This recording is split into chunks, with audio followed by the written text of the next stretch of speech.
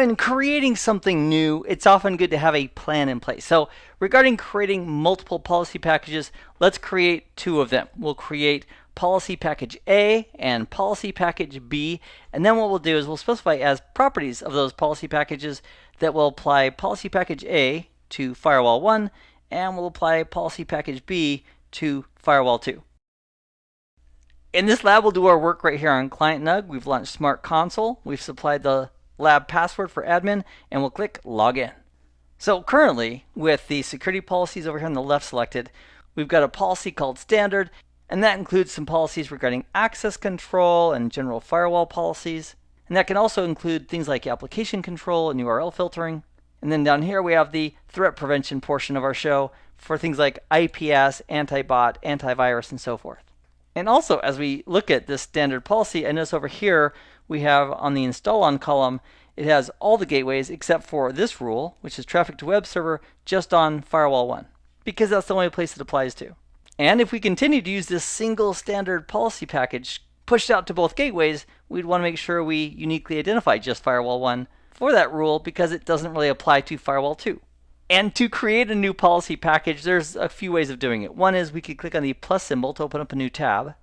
And that lists our recent policies. We only have one policy package called Standard. And from here, we can click on Manage Policies and Layers. Or we could go up here in the top left to the menu, click on that, and then from the drop down, we could select Manage Policies and Layers. So either here or here, they'll both get us to the same place. So we'll select Manage Policies and Layers.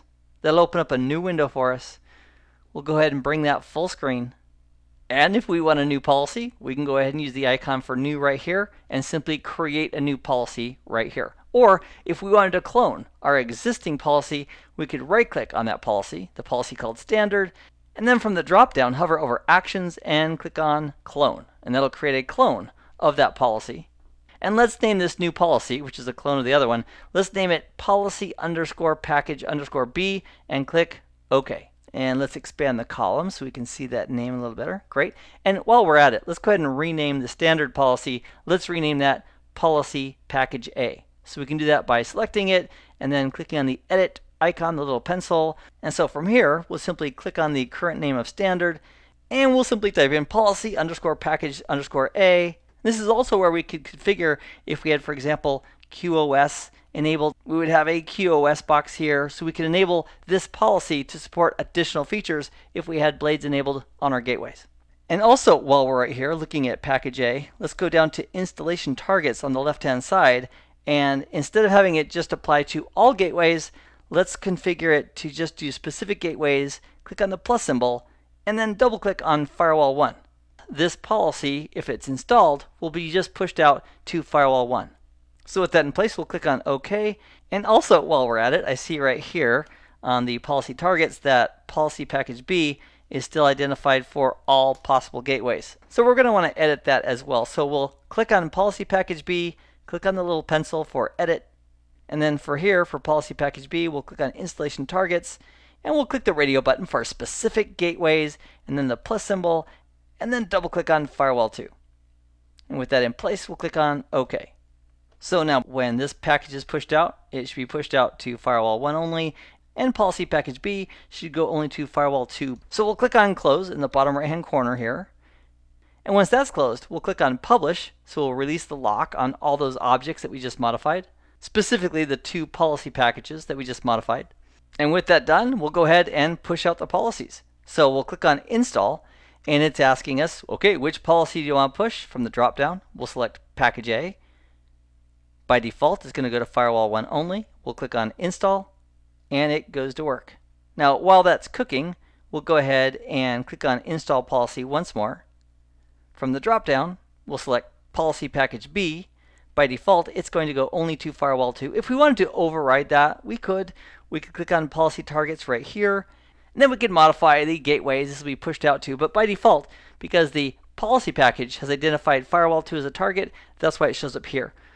So I'm going to click on OK there, and I've also noticed that down here it indicates that the previous policy installation was a success, which is great, which means we can now push out this second policy.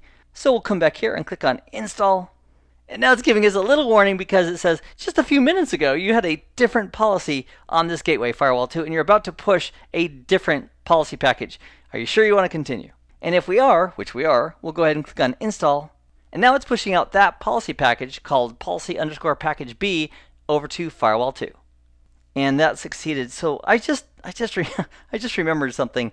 If we go back to policy package A, rule number 3 says only apply to firewall 1, and at the moment that's the only place this package is going to.